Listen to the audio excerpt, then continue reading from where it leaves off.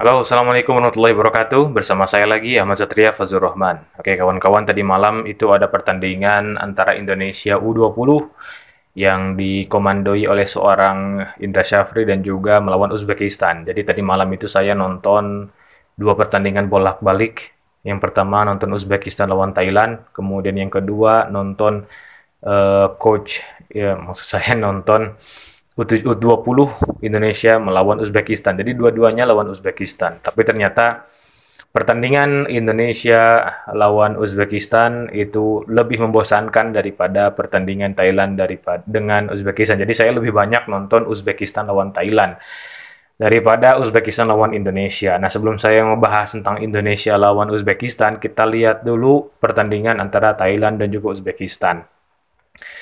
Skuad yang dimiliki oleh Thailand di Piala Asia yang mereka tersingkir tadi malam itu lebih apa lebih lemah daripada sebelumnya ya, sebelum dimasuki maksud saya itu mereka bisa lebih kuat lagi kalau dimasuki oleh seorang Canatip dan juga kalau strikernya ada di sana Terasil Dangda. Tapi dengan kualitas yang seperti itu, bahkan Ekan Panya tidak ada, ternyata Thailand bisa banyak berbicara. Apalagi tadi malam permainan mereka lawan Uzbekistan nggak buruk-buruk amat. Bagus sekali, kawan-kawan.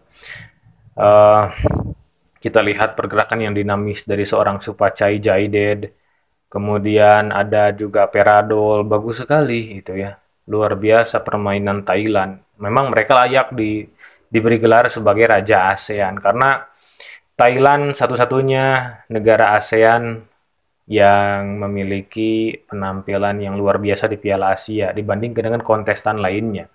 Dengan tidak merendahkan negara-negara yang lain dan juga tidak menafikan bahwa Indonesia pun bermain dengan baik, tapi hasil Thailand lebih baik daripada tim-tim yang lain. Ya meskipun kita nggak apple to apple ya, karena memang lawan-lawannya berbeda. Lawan yang Thailand lawan dengan lawan yang Indonesia lawan itu tentu berbeda. Dan saya teringat ke namanya Faizulanov kalau nggak salah ya, yang memberikan gol kedua bagi Uzbekistan. Dia nggak asing itu, pemain kecil bertubuh kecil tapi sangat lincah dan kuat dalam apa ya, dalam bertarung, dalam adu charge body. Nah, ternyata setelah saya cari lagi, ternyata saya pernah melihat anak itu di Piala Asia U20 yang mana Piala Asia U20 itu memang dimenangkan oleh Uzbekistan. Ya memang Uzbekistan itu negara yang kuat, memiliki perkembangan yang bagus dan juga kekuatan di Asia. Bisa jadi nanti Uzbekistan lolos ke Piala Dunia. Bisa jadi karena memang Uzbekistan kuat ya sepak bolanya. Nah, kita langsung ke pertandingan antara Indonesia dan juga Uzbekistan yang mana dimenangkan oleh Uzbekistan dengan skor 3-2. Bagi saya skor 3-2 ini menurut saya Uzbekistan belum terlalu mengeluarkan seluruh kemampuan karena Indonesia juga nggak bermain bagus-bagus amat menurut saya. Dan memang kekalahan ini adalah kekalahan yang saya harapkan.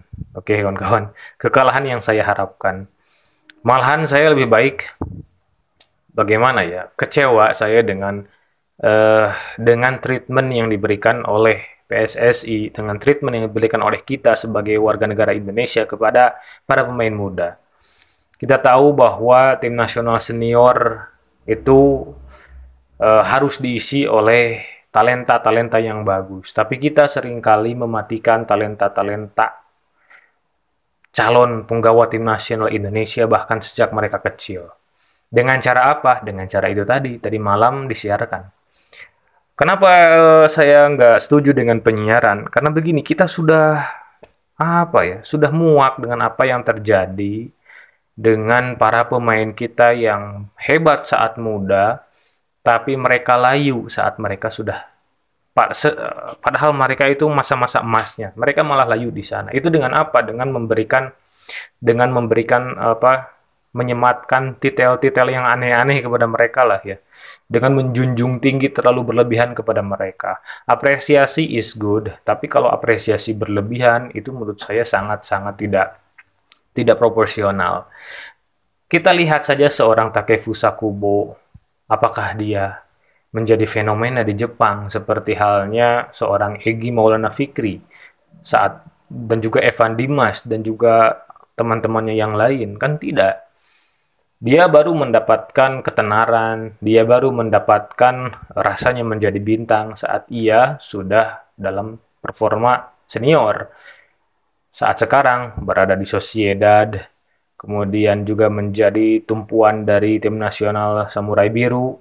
Nah, itu harusnya bermain di Eropa dan juga menjadi pilihan utama pelatih saat bermain di Eropa. Itu sebenarnya puncak karir itu di situ, bukan puncak karir itu saat usia 17, usia 18, 19, usia 20. No, that is not the peak performance for them.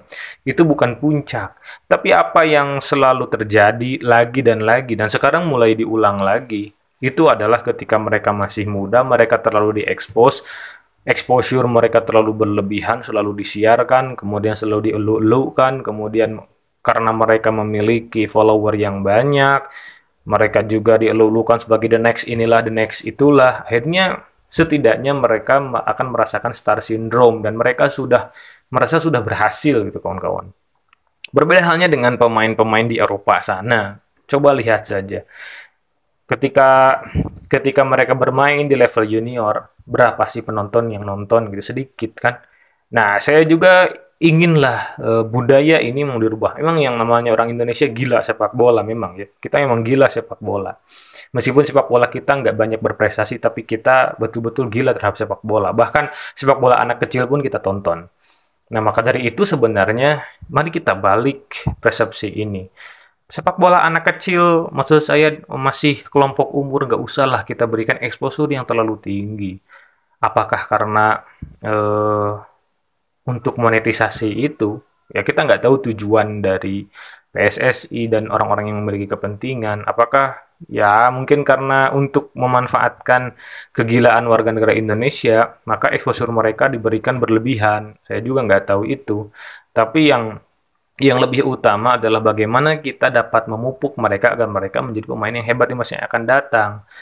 Jadi bagi pemain usia dini ini kita nggak usah memberikan kepada mereka beban yang berat, harus juara dan lain sebagainya. Biarkan saja mereka bermain, biarkan saja mereka belajar bermain. Ya memang banyak orang yang berkata bahwa mereka membawa lencana di dada, Garuda di dada, mereka membawa nama Indonesia. But bro, yang namanya kelompok umur itu nggak sama sekali tidak akan memberikan impact yang besar untuk, bahkan nggak ada impactnya untuk ranking dunia FIFA kita, nggak ada ranking, nggak ada impactnya buat buat apa prestasi, maksudnya prestasi mereka nggak ada impactnya buat ranking klub di dunia, kemudian ranking timnas kita di dunia, nggak ada. Yang memberikan impact untuk ranking kita di dunia adalah tim nasional senior. Maka kita harus memberikan exposure yang penuh, kemudian dukungan yang penuh, kemudian juga kita harus berharap lebih kepada tim nasional senior. Nah, bagi tim nasional junior ini, kalah pun tidak apa-apa, nggak usah dihujat. Kalah biarkan mereka kalah. Karena dengan mereka mendapatkan kekalahan, mereka tidak juara, mereka akan terus haus, apalagi dengan mentreatment mereka seperti biasa. Tidak usah mentreatment mereka seperti layaknya artis yang sudah populer.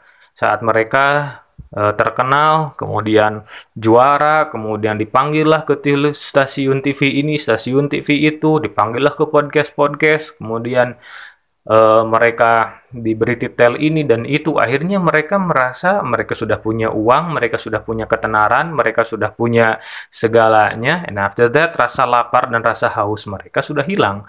Nah, ketika sudah mereka sudah merasa cukup, mereka nggak usah lah pergi ke luar negeri untuk menimba ilmu atau berkarir di luar negeri karena mereka sudah merasa berkecukupan, dan ini yang berbahaya bagi tim nasional kita.